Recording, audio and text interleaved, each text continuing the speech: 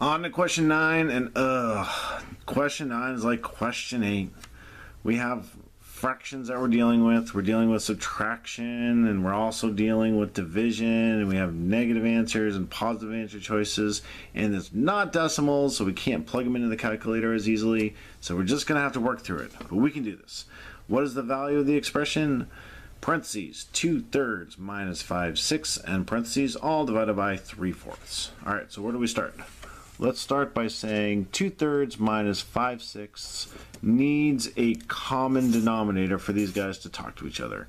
And we know that 3 times 2 gets us 6, and 2 times 2 gets us 4. So we're just going to change 2/3 into 4/6.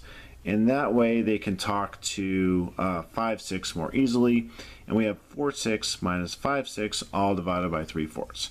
Well, if you do 4/6 minus 5/6, what are you going to get? You're going to get negative 1/6.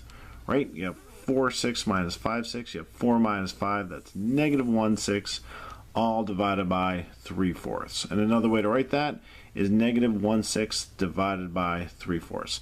Let's just stop and look at our answers. We have some positive answer choices and some negative answer choices.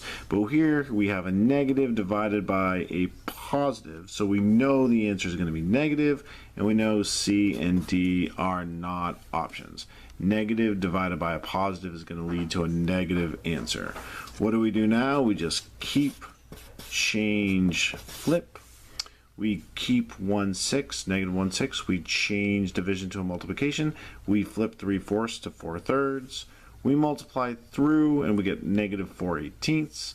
We simplify that by dividing the numerator and the denominator by 2. We get negative 4 divided by 2 is negative 2. 18 divided by 2 is 9. And there we are, negative 2/9. That's our answer. And we're good to go.